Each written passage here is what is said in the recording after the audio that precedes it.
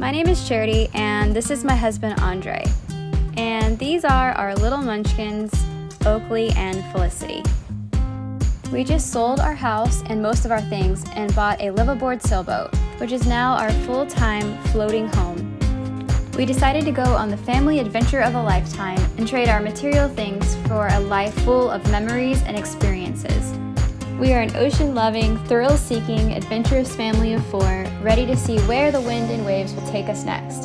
So follow us along as we document this one-of-a-kind journey.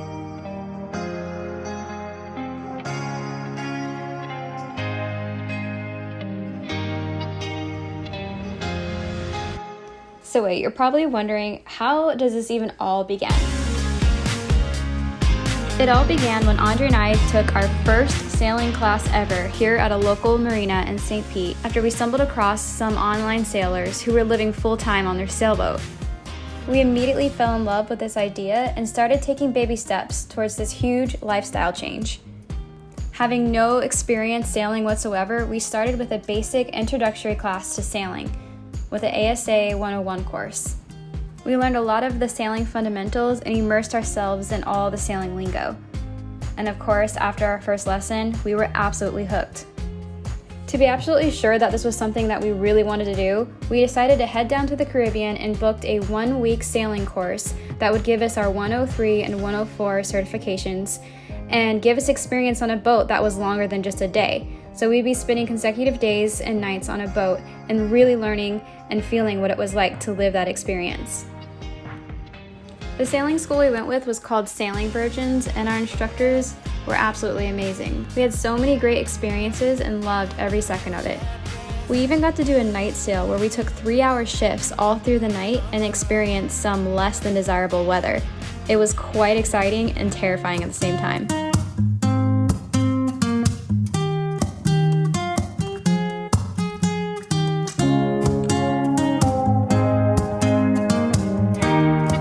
So upon returning from the Caribbean, we immediately started to pack up our things and put our house on the market. We sold most of our furniture with the house and moved into a small 1-bedroom apartment on top of my mom's house. This was the most nerve-wracking part because once we sold our house, we knew we were committed and immediately started the search for our new boat home. We didn't know how long this process would take or what we were even looking for, so we started as soon as we could. We spent most of our spare time still researching and trying to learn everything we could about this new boat life. And we soon began to realize how difficult this decision was going to be, to choose the boat that was going to fit all our needs, check all our boxes, and be available when we needed it. This was going to be the biggest decision of our lives.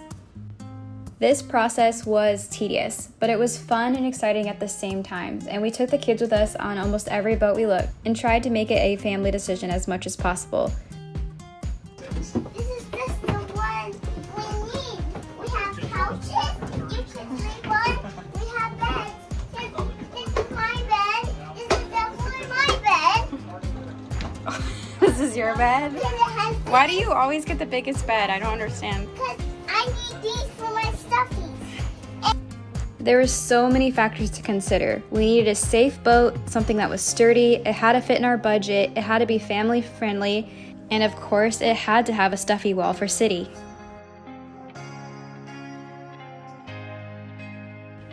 So after months of searching and looking at all the factors, considering all the options, we finally found the boat that we would be calling our home.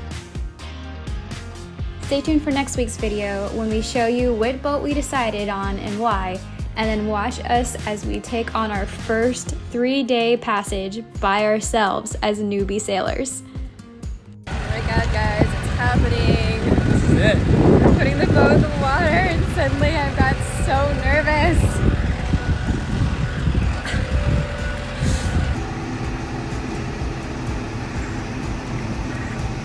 We actually talked to some of our boat neighbors this morning and they were saying it's pretty tricky getting out of this canal because it's very shallow and we have to go through a lock system to get out to the water. So we were a little nervous about that, but we're just going to go really slow and try to follow the map as best we can and hopefully not run aground or need help or die.